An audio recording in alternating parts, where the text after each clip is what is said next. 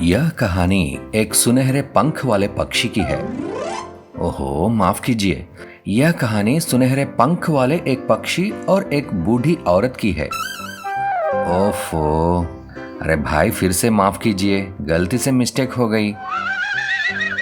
यह कहानी एक सुनहरे पंख वाले पक्षी, एक बूढ़ी औरत और एक आदमी की है। इस कहानी में विश्वास भी है और बदला भी। यह कहानी शुरू होती है उस दिन जब प्रकाश नाम का एक व्यक्ति मूसलाधार बारिश में फंस गया। उसकी कार खराब हो गई। इसी वजह से वह पास की एक घर वहां शरण लेने पहुंचा। माताजी, मेरी गाड़ी खराब हो गई है, बरसात में कहीं जा नहीं सकता, थोड़ी दया कीजिए। माताजी, वह तो पिछले साल मर गई।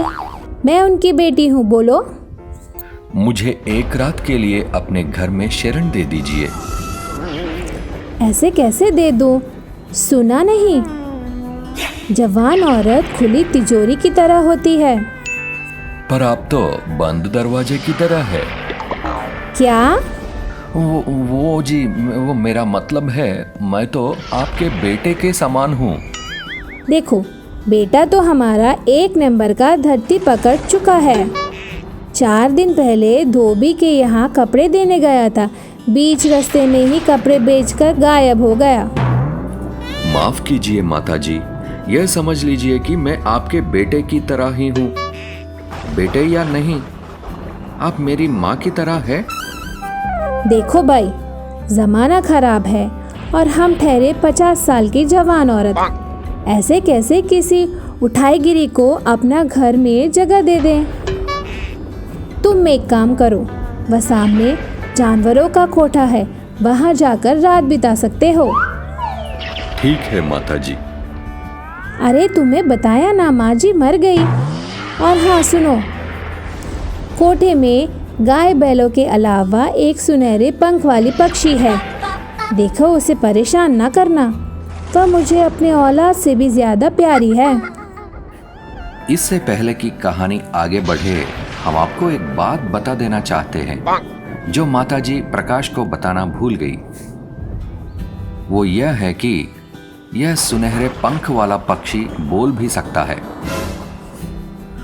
और एक बात, प्रकाश माताजी को यह बताना भूल गया कि उसके पास बंदूक है, और तो और वह पेशेवर निशानेबाज है। हाँ, तो हम कहाँ थे? अच्छा, प्रकाश माताजी का आदेश सुनकर कोठे की ओर चल देता है। कोठे में जाकर प्रकाश चुपचाप सो जाता है।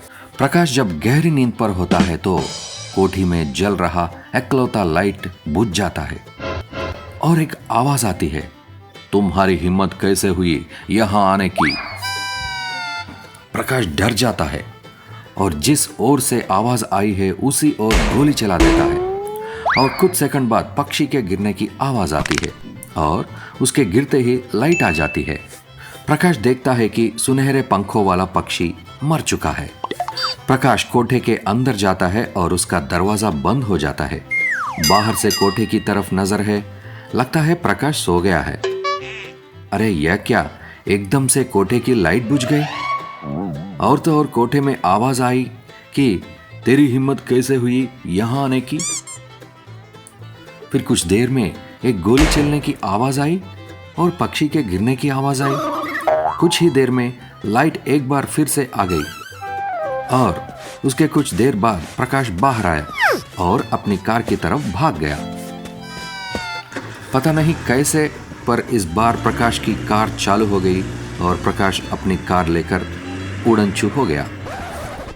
माताजी सुबह सुबह आकर कोठे में देखती है कि उनका फेवरेट पक्षी मर चुका है और प्रकाश का बटुआ वहां पड़ा है। सत्यानाश हो जाए तेरा अजनबी, तूने मेरे मनमोहन का मर्डर किया है। मैं इसका बदला जरूर लूंगी, मरने से पहले बदला लूंगी। अगर मर भी गई तो मरने के बाद बदला लूंगी, पर तुझे नहीं छोड़ूंगी। लगभग 10 साल बाद प्रकाश के घर के बाहर एक पुलिस वाला आता और पूछता है, प्रकाश मेहरा आपका ही नाम है? हाँ जी। आज से 10 साल पहले आपकी गाड़ी खराब होने की वजह से आपने किसी घर में शरण ली थी? हाँ जी। उस घर में एक औरत रहती थी? हाँ जी। वह औरत घर में अकेली थी? हाँ जी। वह औरत किसी अजनबी को अपने यहाँ शरण नहीं देना चाहती थी? हाँ जी। उस औरत ने जो कि अपने घर में अकेली थी, दूर दूर तक कोई नहीं था, तुम्हें शरण देने से पहले मना कर रही थी, उसी औरत ने तुम्हें शरण दी कि नहीं? हाँ जी। मुबारक हो, मुबारक हो। उसी औरत ने अपनी सारी प्रॉपर्टी तुम्हारे नाम कर छोड़ी है। कुल मिलाकर 10 करोड़ की प्रॉपर्टी है। क्या बात कर रहे हैं साहब? हमें बकवास बात करने की आदत नहीं है। चुपचाप इस कानूनी कागजात पर साइन करो, इसके बाद सारी जायदाद तुम्हारी। पुलिस वाला कागजात साइन कराकर चले जाता है। प्रकाश खुशी खुशी अपने घर के अंदर जाता है। अगले कुछ दिनों तक पार्टियों का दौर चलता है। लगभग 2 महीने बाद प्रकाश के घर एक ही दिन 2 लेटर ले आते हैं। पहला लेटर बैंक की तरफ से होता है। उसमें लिखा होता है 50 करोड़ के कर्ज की पहली किस्त अगले महीने ड्यू है। यह कर्ज उसी प्रॉपर्टी पर दिया गया था जो प्रॉपर्टी प्रकाश ने कुछ ही दिनों पहले ग्रहण की थी। दूसरा खत सुलोचना की तरफ से होता है। हम आपको बताना तो भूल ही गए, उस बूढ़ी औरत का नाम सुलोचना था।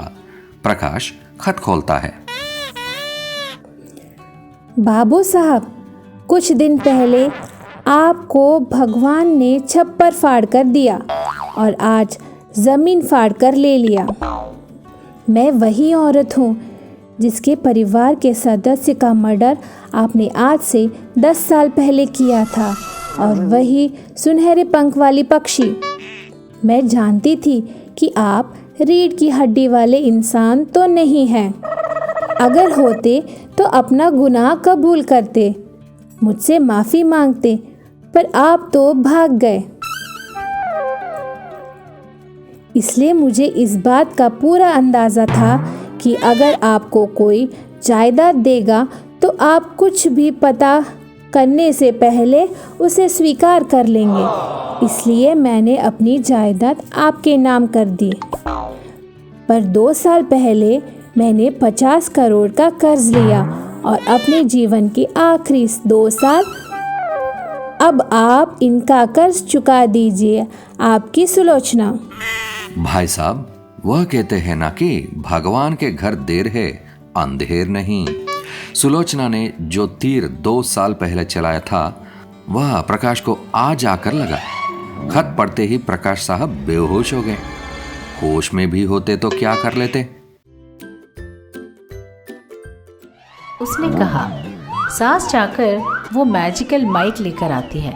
उसे देखकर, इसकी क्या स्पेशलिटी है सासू माँ? इस पर 2 बटन हैं, देखा तूने? वो पीली बटन है ना, उसे दबाने से तुम माइक में जितना भी खराब गाना गाओगी लोगों को उतना ही अच्छा सुनाई देगा। और लाल वाला बटन, उसे दबाकर तुम अगर बात करोगी तो लाउड स्पीकर की कोई जरूरत नहीं पड़ेगी।